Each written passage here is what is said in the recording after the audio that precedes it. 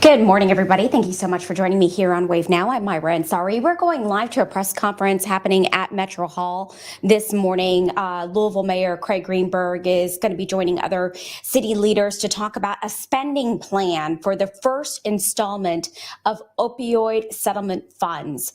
They're getting started, and let's jump in.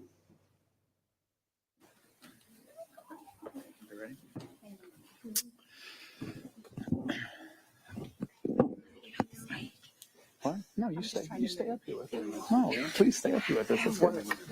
That's good. Good morning, everyone. Welcome to Metro Hall, and thank you all for joining us for some very important news this morning. Our goal every day at Metro County government is to make Louisville a safer, stronger, and healthier city. And today's announcement helps on every aspect of that goal, because we're receiving the first in a series of multi-million-dollar payments that will help us deal with a deadly epidemic that's plaguing our city. I'm talking about substance use disorder, addiction. It kills more of our friends, neighbors, and loved ones than homicides and traffic accidents combined. According to the Kentucky Office of Drug Control Policy, we lost more than 500 people to overdose in Louisville last year. Over one person every day is dying as a result of an overdose and substance addiction. And one of the biggest reasons for all of those deaths is opioids. And the impact of opioids like fentanyl goes beyond the deaths. It wrecks lives and families. It contributes to challenges like homelessness and public safety. This is something that Metro government and our Department of Public Health and Wellness has been fighting for years in partnership with LMPD, emergency services, the state and federal government, and allies in the private sector. Our interim chief health strategist, Connie Mendel, is with us, and she will detail those efforts in a moment. But first, I'm announcing that we'll be receiving millions of dollars of funding to fight the impact of opioid addiction in Louisville. This money comes from legal settlements with opioids distributors, dispensers, and manufacturers. And I'm also announcing that we've developed a plan for how to use these resources to benefit our community. By the end of this year, Metro government and other local agencies will receive payments of over $7 million to support our efforts to fight opioid addiction. For context, last year, Louisville Jefferson County announced that we would receive approximately $32 million over the course of 18 years to help us work with people affected by substance use. Then, just last month, there were additional settlement agreements reached with opioid dispensers and manufacturers. And because of that, Louisville Jefferson County will now receive more than $57 million in settlement funds over the life of these settlements. This is in addition to the state's share of the opioid settlement dollars. And that's good news for this really important work. And we'll talk about the details of how we'll use that money in a moment. But let's remember where this money comes from and why we're getting it. This is not federal funding. This is not state funding. This is not taxpayer money. This is money that companies agreed to pay after it became clear that they had failed to monitor and report suspicious shipments of opioids. They profited off the pain, misery, and suffering of people in our community and communities all across America. They saw that these pills were making a lot of money while also destroying lives and families and communities. And they kept pushing them anyway. It's a business conducted without a conscience. And people in our city, in every zip code in our city, in every neighborhood, and all across America were hurt by this. So it's absolutely appropriate that the companies and individuals who work to create this epidemic pay for at least some of the costs of dealing with the epidemic that we're now struggling with. All that said, we are very gratified to get these funds that we are owed. And we and our partners are ready to put them to work for the people of Louisville. I want to give a special thanks to County Attorney Mike O'Connell and his entire office, who's represented by Sarah Martin, who you'll hear from in a moment. Thanks to them and their entire team for leading the effort of this litigation, which has led us to this day. Let me give you an overview of what we're doing with this first round of opioid settlement funding. And please note that this decision and how we're allocating these funds was informed by local data, national models for best practice, and input from community organizations providing evidence-based harm reduction services. First, more than $1.5 million will be invested in community partners that focus on harm reduction. That means outreach, education, overdose prevention, Narcan distribution, screening for HIV and hepatitis C, and improving access to medical, mental health, and social services. We've got great partners like Kentucky Harm Reduction Coalition, University of Kentucky Target 4, Feed Louisville, and of course, our outstanding team at Metro Public Health and Wellness. We're also going to use about $250,000 to set up and support an opioid settlement distribution advisory board that I will appoint. This board will work with a project manager and an outside evaluator to help us make sure we're investing these funds in ways that will produce transformative change for people and communities most affected by the opioid epidemic, with a particular focus on underserved communities. And to round out this year's funding, we'll be making about $5.3 million available for additional organizations who submit competitive proposals later this fall that align with the approved uses of this settlement. We're looking for partners and proposals that will help us address the impact of opioid addiction in our city, prevent youth addiction, help those who are homeless or those who are at risk of becoming homeless, and promote long-term recovery. We'll share more details about the application process in the months ahead. Right now, I'd like to turn things over to some of our outstanding community partners who are going to be on the front lines of doing this important work. First, let's hear from Sarah Martin.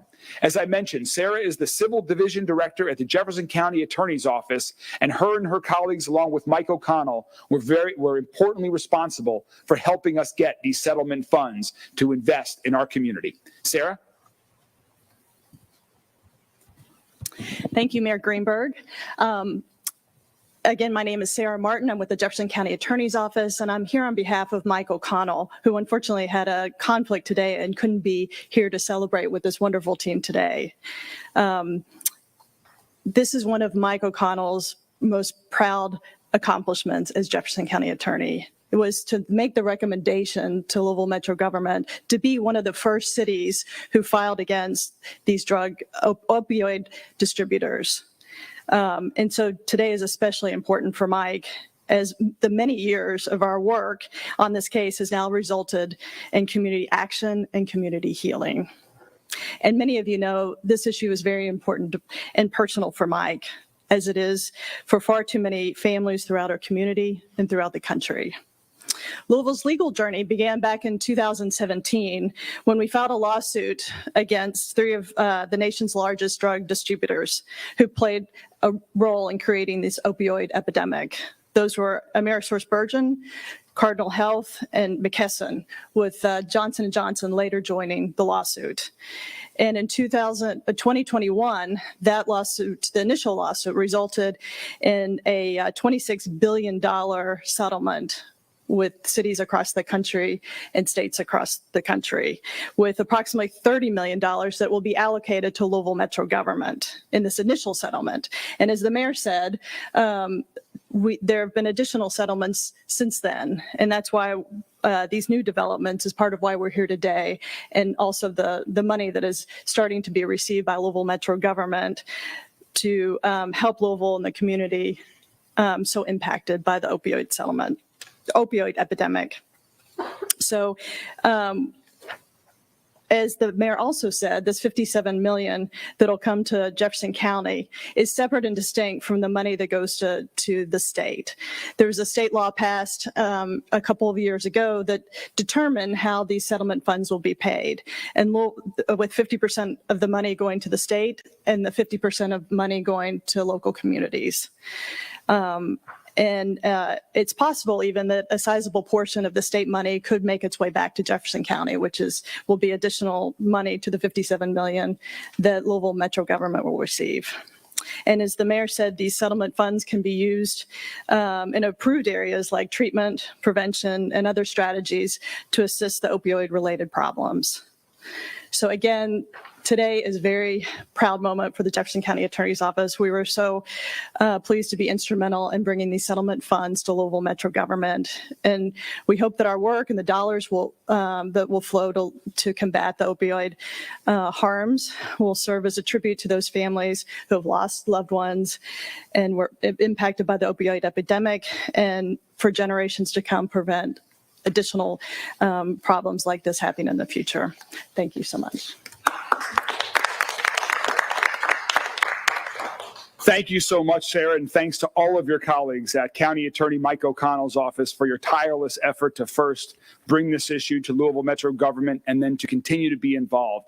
This $57 million of settlement funds will be wisely invested to help prevent additional opioid epidemic devastation in our community. Thank you so much. Now let's hear from Connie Mendel. Connie is currently serving as Louisville's interim chief health strategist and is an integral part of working with our entire team at Louisville Metro Public Health and Wellness about how we'll be partnering with these organizations and put this money to good use for important purposes. Connie?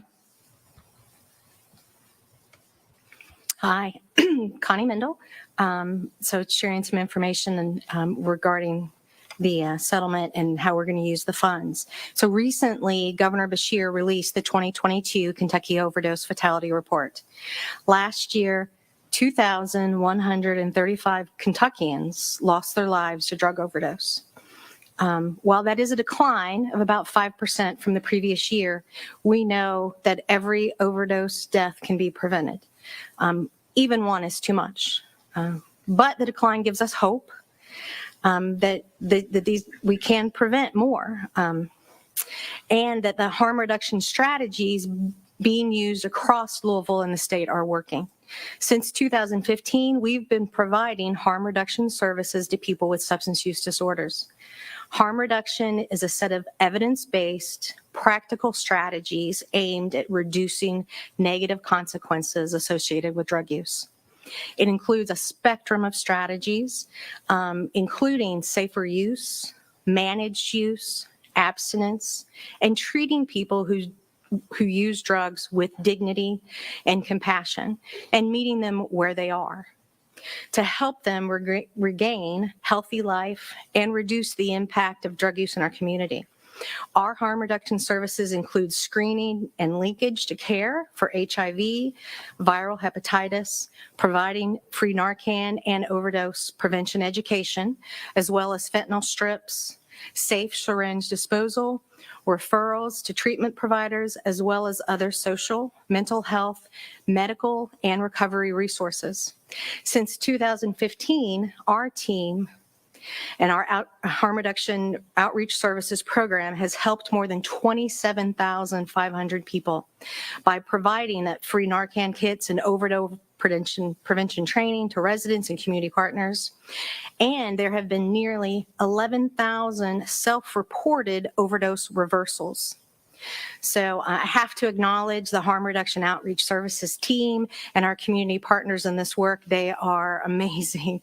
The work is challenging, but our team and partners are compassionate, committed, and dedicated to helping people who use drugs by equipping them with life-saving tools and information to create positive change in their lives. But there's more work to be done. Last year, while total overdose deaths declined in Kentucky, the state saw an increase in overdose deaths among our Black residents. Local coroner data deaggravated by race has not been released yet, but the trend continues to be a local trend as we've seen overdose deaths of Black residents increasing nearly tenfold between 2011 and 2021, while overdose deaths among white residents tripled. When we put forth our recommendations for spending settlement funds, we reviewed local data, national trends, and national models for best practices and solicited input from community organizations providing evidence-based harm reduction services. The goal of our recommendations is to increase opportunities for everyone to live their healthiest life and reach their full human potential by continuing to invest in evidence-based solutions for substance use prevention and addressing the needs of people who experience the greatest barrier to accessing harm reduction, treatment, and recovery services. One of the initial organizations that will receive funding is a valued expert and partner in providing harm reduction services, the Kentucky Harm Reduction Coalition. So do I go ahead? Okay, so I'd like to introduce their executive director, Shrita Walden, to say more. Thank you. Wow. Okay. So thank you, Connie, for that wonderful introduction. And you saved me some time with sharing about the history of harm reduction. Just to add to what Connie said before I get started is Kentucky Harm Reduction Coalition was a part of that partnership back in 2015 to answer that call. And I'll share a little bit more about that in my say. So yes, I'm Shrita Walden, the executive director for Kentucky Harm Reduction Coalition, have been in this role since January of 2022. Good morning. First, I would like to say I stand in solidarity with my people, my families, our community. I am the people. In full transparency, I had a difficult time preparing for today. I don't do much discussing when I don't have something in writing. Although our most recent overdose fatality report demonstrated the 5% decrease, that report did not initially involve the Black, Indigenous, and people of color community. And I'm so happy to hear the modifications to what was sent out initially because it was hurtful. Harm reduction in its essential form, where the Black Panther Party and the Young Lords came together, was to meet people where they were at and to do no harm to anyone. So I found that harmful. So I appreciate Connie coming in and sharing about that. So we are in a crisis. I know I said that with a smile. I apologize. We are in a crisis. We don't get to celebrate until we can lower the numbers for everyone, not for just one community. Thank you, Mayor, and everyone else in your team for inviting me to speak today. Kentucky Harm Reduction's history was birthed out of a critical need. Our partners locked arms with three of the folks that helped build this organization, initially at a coffee table in 2014. I'm not telling y'all which coffee table because we're not making no money, right? So they were sitting around a coffee table. These individuals with Donald Davis with lived experience, Russ Reed, who's over Beacon House, and Arlene Rice came together. Arlene lost her son. So those numbers back in 2014 and 2015 involve real people. And they said, we got to do something because when she was looking for services, she couldn't find them. They didn't exist. So this partnership, this beautiful journey began with our local health department. What happened? We started providing disease prevention, overdose prevention. So you guys are used to hearing syringe services program, but that seems to carry a stigma. So let me just tell you what it is disease prevention, death prevention, fentanyl test strips, poisoning prevention. Let's shift the language. We provided overdose training and naloxone training This went from just starting in small spaces in Jefferson County to spreading across the state of Kentucky. COVID did not shut down KYHRC. It actually provided an opportunity to expand to mail-based distribution, and we became the first organization to start expanding and shipping naloxone to our brothers and sisters in the smaller and rural counties. We have mobile outreach, and in the last year, when I came on board with KYHRC, and we started really amping up our outreach, our mobile outreach and access to psychiatric care and substance use disorder treatment, we were able, with our partnership with U of L and Dr. Stewart, to finally get at least 50 people connected to some form of substance use disorder treatment. We continue to build partnerships, strong partnerships with grassroots organizations like Feed Louisville, Omni Resources, and stabilize our partnership with Louisville Metro Public Health and Wellness in UK, Target 4. Harm reduction is meeting people where they're at.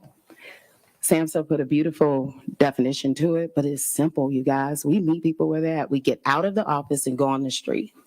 That's literally what we do. We go to the community without judgment and meet people. In fact, it starts with a participant, and we even meet our legislators and our people at the top who really don't have lived experience. We meet them where they're at, and we provide engagement, education, and empowerment. We engage our constituents, we engage our participants, we educate, and then we empower you to make great decisions. Our work has been recognized locally and nationally. However, I'm not going to gloat and I'm not going to boast, because it does not negate the families that I reach. I am not proud. You tell me how to be proud when I'm talking to a mom whose daughter lost her life needlessly from poisoning, and had to build an organization like Morgan's Mission that's birthed out of hurt and trauma. I'm not proud when just 3 days ago, on Monday, a beautiful Monday morning at 8 o'clock in the morning on July 10th, a woman who sat from having surgery just a little while ago, and you could see her belongings out on the street, had to deal with being swept away and pushed into another community because she has nowhere to go. How do I be proud when my organization submitted the request on time for funding to start July 1, and yet we are 13 days into the new fiscal year and haven't received any word? How can I be proud? How do I get to sit here and smile at you all and say, I'm doing such a great job? I'm not, and I can't. Unlike our city, state, and national government leaders, I will not stand in front of you, parents, partners, friends, spouses, loved ones, and speak empty promises and unrealistic hope. I'm not going to tell you what I can do without having what I need. That's not fair. Fred Hampton said, we're going to have to do more than talk. We're going to have to do more than listen. We're going to have to do more than learn. We're going to have to start getting out there with the people. That's it. Truth is, we have a very long way to go. I need you.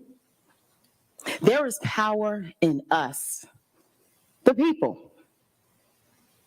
KYHRC and our partners in this work, this movement, have the knowledge, the skill, the experience, the plans to solve this problem. Look it up. I didn't have to come up here and tell you all. People have been going to my LinkedIn, our web pages, on our website. They've been doing everything to research and see, what is little black girl from Chicago? What's she talking about, right? People have been doing it, so go do it. Do your research. Do your research and see that what we're doing works. Do your research to see why California just awarded $60 million over 4 years for harm reduction efforts. That's pretty cool. And we still at number 3 for fatalities. We're much smaller than California, aren't we? Aren't we smaller than California? So why are we beating, not in horse races, we're beating in deaths that we could do something about? We need your help to ensure we get to do the work in our community. What can you do? Even you that sit here in your positions of power and privilege. Those of you that are watching this, there are things that you can actively do. We need you to call your Metro Council members and apply pressure. Ask, why haven't you approved this funding yet? What is Sharita talking about? Call the mayor's office and apply pressure. Ask, why do they keep displacing folks, moving them around the city with no solutions? Call JCPS, school board. Ask, why aren't they partnering with Kentucky Harm Reduction Coalition to provide naloxone education and prevention with our 10 years of experience? You just heard everybody talk about it. Our bio is standing on the stage. So what's the holdup? You don't trust us? Join our meetings. We're not doing anything in secrecy, you guys. We're fully transparent. Come to talk to us. Vocal has members meetings. Members are you, anyone at any level, from a participant on the street all the way up to a leader who's leading our government. You can come sit in that meeting. You can also send your moles and tell them to come tell you what happened. Join Feed Louisville's meetings. Find out what's happening. Join us for outreach. Come walk with us. Y'all, I take this skirt off and these cute little sandals I have on and these earrings, and I go throw on my gym shoes. Yes, I'm from Chicago, so I call them gym shoes. I throw on my gym shoes and my jeans, and I go out there with my team. I'm not sitting behind a comfy desk. Show up to the town halls. Show up to talk to us. Black and brown folks, show up. We're dying. We're dying. Show our government leaders you care about the solution and your voice is needed at the table.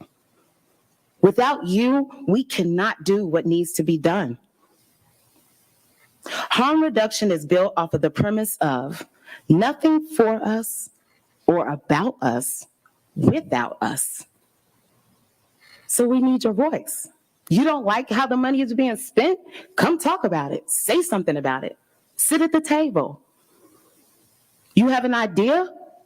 Come tell us. Come tell them. You know who did that? You know who joined and brought their voice to the table because we welcomed them? My friend that's going to come to this podium. My friend, my colleague, my family. Ryan Jacobs has something to share with you.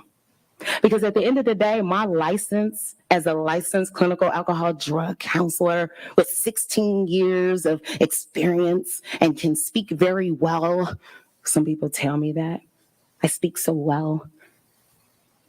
All of this doesn't matter because you know what? Ryan's voice actually matters because he's the one with the lived experience of the work that I do. So guess who I get my answers from? Him. I talk to the people who matter. So at the end of the day, my voice is cool. I know I sound good, but Ryan is who it's about. He's a member of Vocal Kentucky. He speaks on what's going on. He shares his experience authentically and transparently and with a humility that I love. And I'm very protective of him because you know what? We tend to use people. Oh, he's got a story. It's going to grab at the hearts. I'm very protective of our people.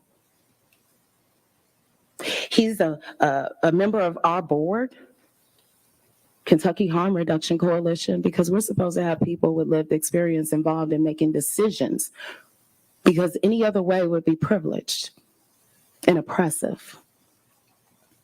And now he's working He's working with one of the programs that he can say he participated in.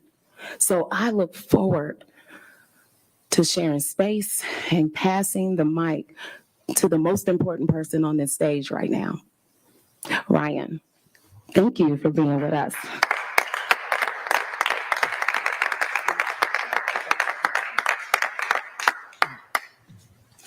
I don't know if I can do much better than her, but thank you very much.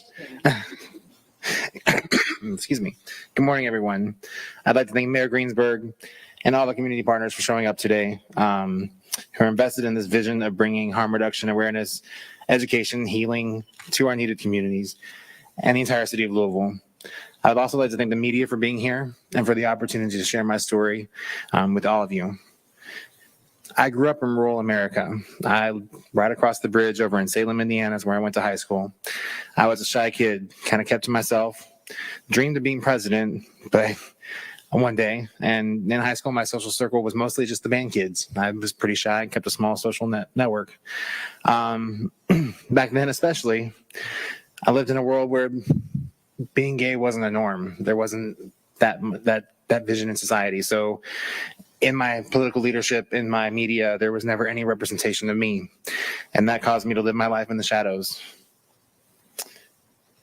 After I graduated high school, I began experimenting with drugs. For me, that was my escape, and that was my answer to my shy, unexciting life. They opened up a world of social connection, relationships, and a new culture where I felt like I fit in. Unfortunately, I fell into the trap that too many do fall into as well.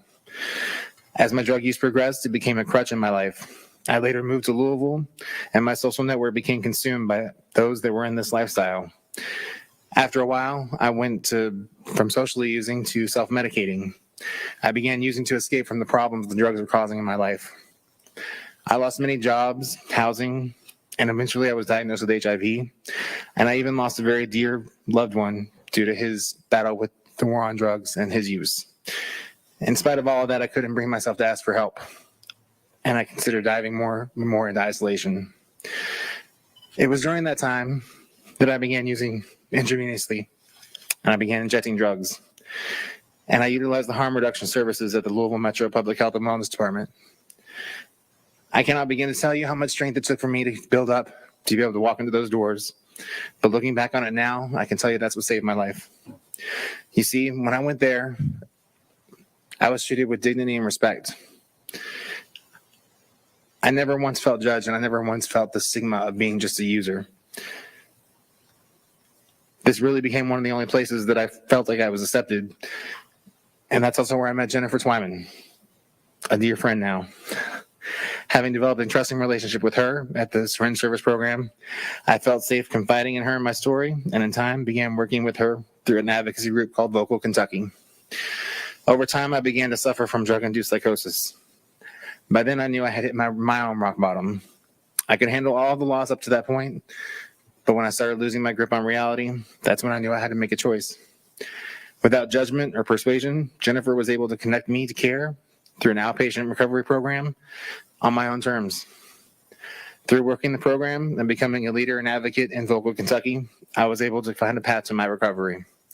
It was through sharing my story at our harm reduction symposium that I was connected with the people at Target 4, Region 5, and I found that I could turn these struggles into strengths and give back to the community in which I've been living.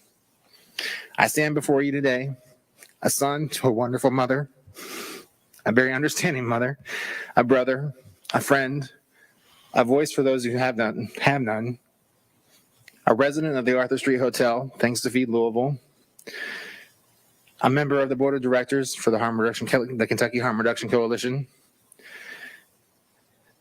and a peer prevention specialist at UK's Target 4 program, where I get to provide the services that I once utilized. It's been a great honor for me to share my story today. My hope is that we can continue this work because I'm a testament to what these organizations do, and I'm proud to have been a part of them in my short-lived experience so far.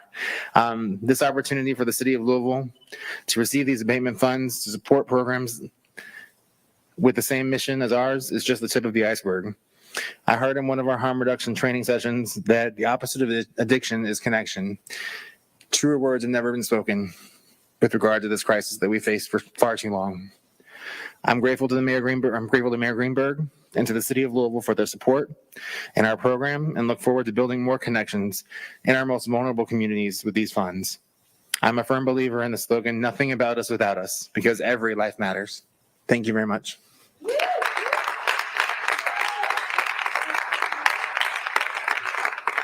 Thank you so much, Ryan, for sharing your story. It is inspirational to all of us and just shows the importance of what we are beginning to invest in here today with these opioid settlement dollars, and the important, impactful work that we can do by investing in organizations like the Kentucky Harm Reduction Coalition, like Feed Louisville, that is represented here today by Donnie, and the important work that they're doing around our entire city. And we will continue to make positive, impactful investments, because this issue is not going to go away without meaningful and targeted effort like you heard about from Sharita and from Ryan. So Connie and Dr. Inder Singhal, our interim medical director at the Public Health Department, are going to be working with all of the colleagues in that department to ensure that we continue to move forward with thought, with effort, and with a real focus on addressing this issue and working to save lives as best we can. Thank you all very much. With that, I'm happy to take any questions first about the opioid settlement announcement that we have here today, and then we can talk about some other things if there are other questions. But first, let's start there for anyone who's up here. Can you confirm or clarify 57 includes the 31 from last year? Correct. It's included. That's correct. Yeah, Mayor, do you expect to get what amount each year in this settlement? Do you have any idea? Sarah, do you want to talk a little bit about that? So the settlement funds will be distributed over a period of 18 years. We've seen the payouts of the first several years, and some of the payouts are determined by the defendant party who's paying in, and it'll be in decreasing amounts over the period of time. So this will be the largest. Some of the payments are much larger on the front end. Yes, sir. What happens after 18 years? Well, the settlement fund will be fully paid to Louisville Metro government and other entities. So the settlement funds will discontinue after the 18-year period. And that leaves it open to maybe something in the future. Well, there's possible there'll be other settlements. The initial settlement of the big three distributors and J&J, and then the additional pharmacies and drug companies that have brought in additional monies. We believe that there'll be other settlements that'll come, so there could be additional funds to Louisville Metro government. With this increase of over 20 million from the original 31.8, is the city looking at funding new programs, or are you just allocating more funds to the same programs you probably would have funded under the original 31.8?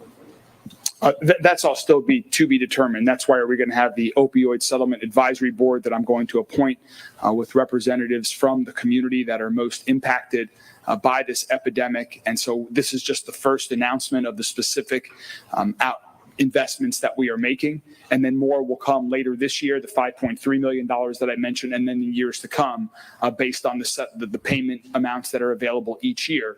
We'll be making recommendations for each year for those remaining 18 years. What positive impacts can we expect to see with this money?